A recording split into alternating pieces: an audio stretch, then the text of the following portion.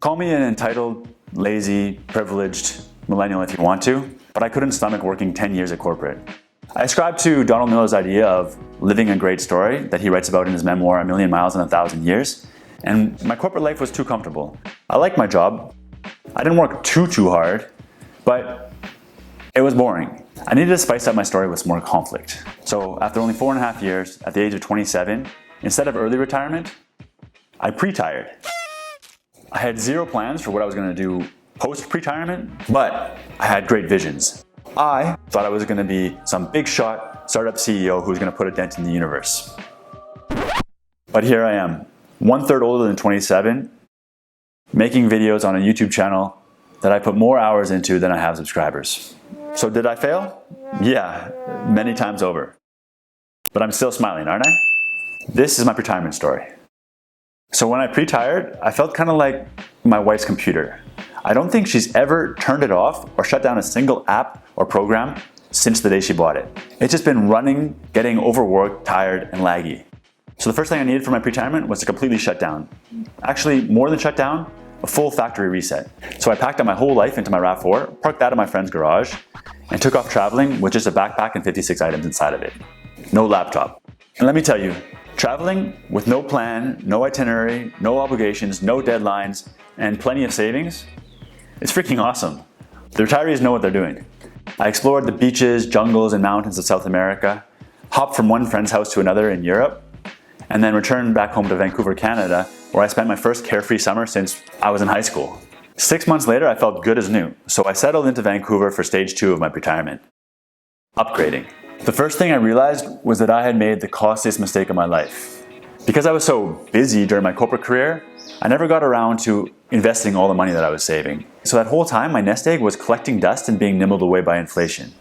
So stupid, because if I had put my money to work for me from my very first paycheck, I'd be twice as wealthy as I am now. Worst of all, I worked in finance, so I should have known better. But better late than never, so the first program I upgraded was getting my money to work for me while I wasn't. Then I got to work on upgrading myself. I changed my diet, learning to eat healthier, less frequently, and even fast every once in a while. I changed my fitness focus from building a show-offy body to building a functional one that would last me for hopefully over 100 years. I started life logging, which is accounting for my time the same way I carefully account for my money. Also, I would take notes on everything I learned to build kind of a second brain. I took on new hobbies like writing, photography, and building basic websites. And I learned tons and tons, too much self-helpy stuff, and a lot more upgrades too. I transformed myself into Chris 2.0, and I thought I was hot shit. So I thought I was finally ready to come out swinging to become the world-denting startup CEO that I always thought I could be. My first misadventure was a startup called Frent. Get it? Friend and rent. It was the result of a startup weekend, and the idea was to connect great landlords with great tenants with a system of renter resumes. The world didn't even bat an eye at the swing. It was a huge whiff. My second misadventure was taking on the taxi industry. You see, Vancouver had banned Uber, so I tried to lead City Hall towards making their own Uber-like app. But that went nowhere. Then, out of nowhere, I got an interview from Vancouver's biggest taxi company to be their GM. Uber ended up interviewing me too, multiple times, to manage the fleet of their reinvasion into Vancouver. But in all cases, I was left sitting on the curb. Then, from really out of nowhere, actually Mexico, came misadventure number 3. I got a phone call from a friend's friend in Mexico. Chris, necesito 40 toneladas de arándanos azules, congelados. ¿Me los podrías mandar al DF en 2 meses, menos de 2 meses? My only experience until then with frozen blueberries was buying them by the kilo from Costco. But somehow I managed to pull it off. I shipped a whole truckload from Georgia to Mexico, and we made a lot of money. So just like that, I was in the frozen fruit export business. But as they say, easy come, easy go. Long story short, things got complicated, our partnership fell apart, and I got deported from the business. Then another unlikely adventure, joining my mom and my brother's friend to buy a property in an adventure-filled town an hour outside of Vancouver called Squamish and converting it into a hostel. That business actually succeeded. It certainly wasn't a world denter, but at least it wasn't another blow to my ego. Not like another misadventure I'd started at the same time. For that one, another friend and I thought we could revolutionize the food industry. Did you know that 30% of all food that is produced goes to waste? Well, we were going to upcycle that waste by turning it into a high-quality protein powder and a coconut oil alternative. How? By feeding it to the world's most eco-friendly and economical animal. A bug. A maggot. Black soldier fly larva. We thought Halu, as we called it, didn't taste so bad. But even my wife-to-be Kim wouldn't touch it.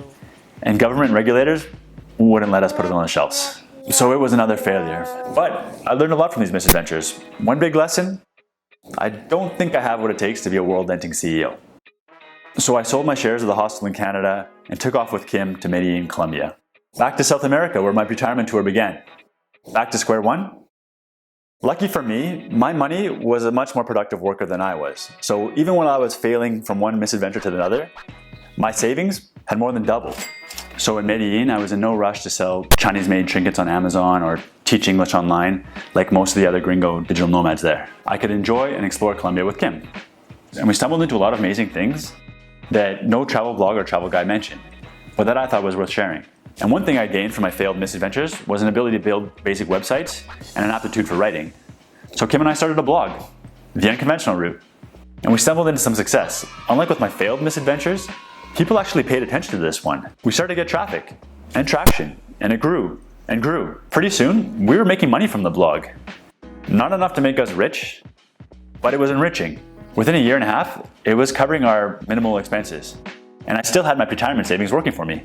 Now, if someone had told my 27-year-old self that he would end up blogging after his pretirement, he'd probably go to his boss and ask for his job back.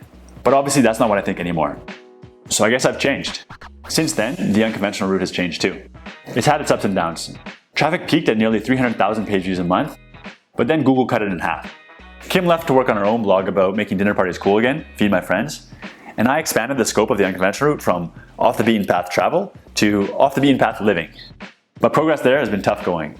And speaking of tough going, there's this YouTube channel. Like I said, I put more hours into it than I have subscribers. But I still wake up pretty much every day, excited to get to work. And it wouldn't be rewarding if it was easy, right? That's how I justify it to myself. It's an adventure. Who knows what's next? And now that Kim and I have a new addition to look out for and pay for, it may be time to rethink my post-retirement plans. We'll see what happens. All I know for sure is that I'm going to do my best to make sure that it's a good story.